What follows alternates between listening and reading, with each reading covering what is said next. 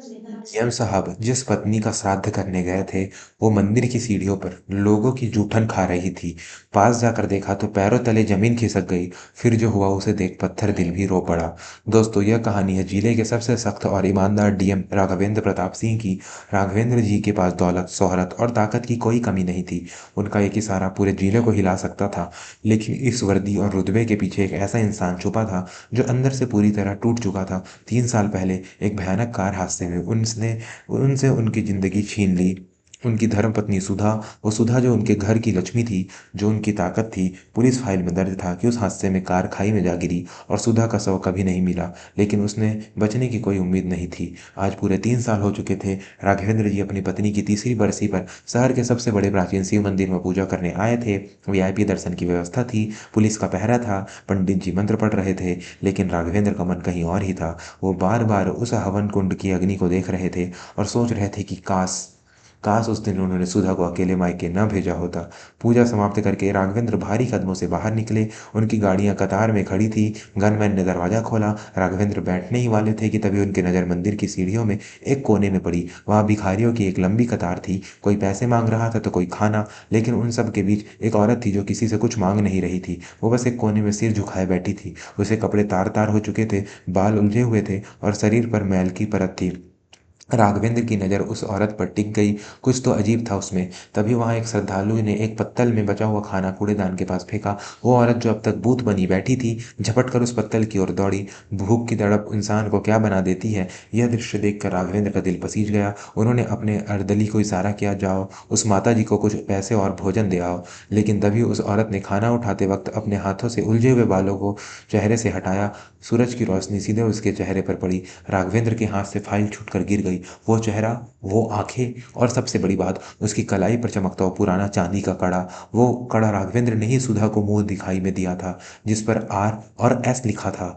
राघवेंद्र कुछ भूल कर प्रोटोकॉल तोड़ते हुए सब कुछ भूलकर प्रोटोकॉल तोड़ते हुए उस औरत की तरफ दौड़े। पुलिस वाले और लोग हैरान थे कि जिले का डीएम एक भिखारिन की तरफ क्यों भाग रहा है। राघवेंद्र उस औरत के पास पहुंचे और हाँफते हुए बोले, सुधा।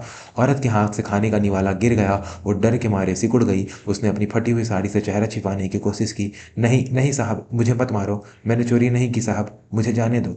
उसकी आवाज़ फटी हुई और कांप रही थी। राघवेंद्र का दिल जैसे किसी ने मुट्ठी में भींच लिया हो। यह आवाज़, यह तो सुधा की ही थी, लेकिन यह क्या कह रही है, मुझे मत मारो। राघवेंद्र ने घुटनों के बल बैठकर उसके गंदे हाथों को अपने हाथों में थाम लिया। सुधा, मेरी तरफ देखो, मैं हूं तुम्हारा राघव, पहचानो मुझे। औरत ने धीरे से सिर उठाया। उसकी आंखों में पहचान की कोई चमक नहीं थी, सिर्फ खौफ था, गहरा खौफ। राघव, उसने बुदबुदाते हुए कहा, जैसे नाम उसने सदियों पहले सुना हो। नहीं, वो तो मुझे मारना चाहते थे, वो लोग, आग, खाई। वो औरत पागलों की तरह बड़बड़ाने लगी और अचानक उठकर भागने लगी। दोस्तों, कहानी में आगे बढ़ने से पहले अगर आप भी मानते हैं कि जोड़े ऊपर वाला बनाता है तो सच और सच्चा प्यार कभी नहीं मरता, तो अभी हमारे चैनल को सब्सक्राइब करें और बेल आइकन को दबाएं। आगे का सच आपके रोंगटे खड़े कर देगा। राघवेंद्र ने उसे भागने नहीं दिया। उन्होंने उसे थाम लिया। वो चीखने लगी, छटपटाने लगी, भीड़ जमा हो गई। साहब छोड़ दो इसे, यह पगली है, यह सीढ़ियों पर रहती है, एक फूल वाले ने बताया। राघवेंद्र ने दहाड़ते हुए कहा, खामोश, यह मेरी पत्नी है। वहां मौजूद हर शख्स सन्न रह गया। डीएम साहब की पत्नी, और ऐसी हालत में। राघवेंद्र ने तुरंत अपनी गाड़ी में उसे बैठाया और सीधा अपने सरकारी बंगले की ओर निकल पड़े। पूरे रास्ते सुधा एक कोने में दुबक कर बैठी रही, उसे जैसे उसे अभी भी यकीन नहीं हो कि वो सुरक्षित है। बंगले पर पहुंचते ही हड़कंप मच गया। राघवेंद्र के बड़े भाई कुंवर प्रताप और उनकी भाभी मेनका, जो पिछले 3 साल से राघवेंद्र के साथ ही रह रहे थे, दरवाजे पर आए। राघवेंद्र ने जैसे ही सुधा को गाड़ी से उतारा, कुंवर प्रताप के चेहरे का रंग उड़ गया। भाभी के हाथ से पानी का गिलास छूट गया। यह कौन है राघव, भैया ने इकलाते हुए पूछा। राघवेंद्र ने अपनी भाभी और भाई की आंखों में एक अजीब सा डर देखा, वो डर जो सामान्य नहीं था। राघवेंद्र ने सुधा को सोफे पर बैठाया और डॉक्टर को बुलाने का आदेश दिया। यह सुधा है भैया, मेरी सुधा, वो जिंदा है। सुधा अभी भी कांप रही थी। उसने जैसे ही कुंवर प्रताप और मेनका को देखा, वो जोर से चीख पड़ी, नहीं, इन्हें दूर करो, या मुझे मार देंगे, या फिर से मुझे खाई में धक्का दे देंगे, साहब बचाओ। सुधा राघवेंद्र के पीछे छुप गई। राघवेंद्र का माथा ठनका। सुधा उन्हें नहीं पहचान पा रही थी, लेकिन भैया और भाभी को देखकर उसे वो खौफनाक मंजर याद आ रहा था। कमरे में सन्नाटा छा गया। राघवेंद्र ने धीरे से सुधा के सिर पर हाथ रखा और पूछा, सुधा डरो मत, सच बताओ, उस रात क्या हुआ था, तुम्हें खाई में किसने धक्का दिया था। सुधा ने कांपती उंगली उठाई और सीधे कुंवर प्रताप के और मेनका की तरफ इशारा किया। इन्होंने इन्होंने ड्राइवर को पैसे दिए थे। वो कह रहे थे कि अगर मैं मर गई तो सारी जायदाद इनकी हो जाएगी। इन्होंने मुझे नशीली दवाई दी और फिर सुधा रोने लगी।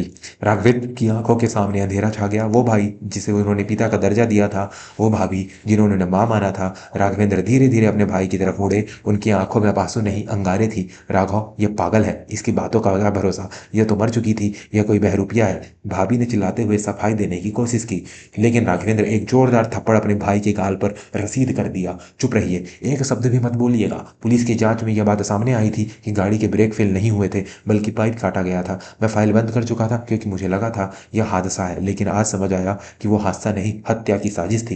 राघवेंद्र ने तुरंत एसपी को फोन लगाया। हेलो एसपी साहब, तुरंत मेरे आवाज पर फोर्स भेजे। मुझे अपने पत्नी के हत्यारे मिल गए हैं और हाँ, वो मेरे अपने घर में हैं।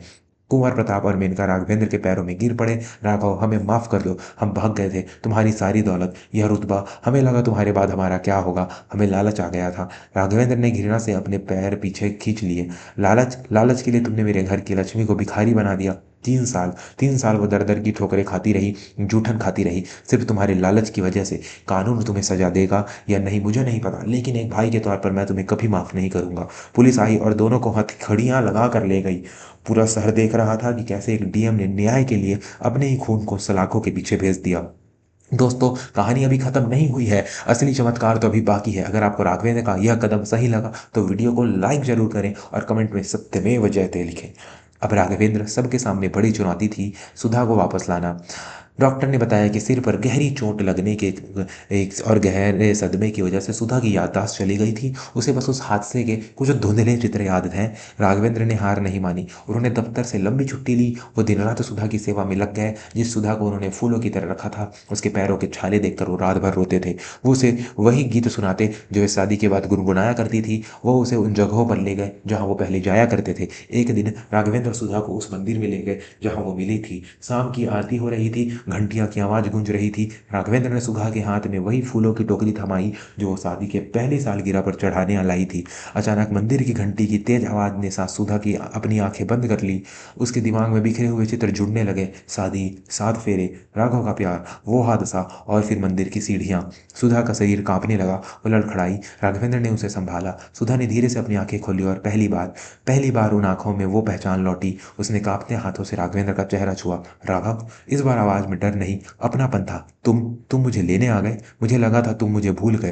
राघवेंद्र फूट फूट कर रो पड़े। उन्होंने सुधा को गले से लगा लिया। मैं तुम्हें कैसे भूल सकता था सुधा, मेरी सांसें तुम पर ही तो चलती हैं। उस दिन मंदिर के प्रांगण में जिसने भी यह मिलन देखा, उनकी आंखें नम हो गई। बुराई का अंत हुआ और प्रेम की जीत हुई। राघवेंद्र ने साबित कर दिया कि अगर प्रेम सच्चा हो तो मौत के मुंह से भी अपने जीवन साथी को वापस ला सकता है। सुधा का इलाज हुआ और धीरे धीरे वो फिर से वही खुश मिजाज सुधा बन गई।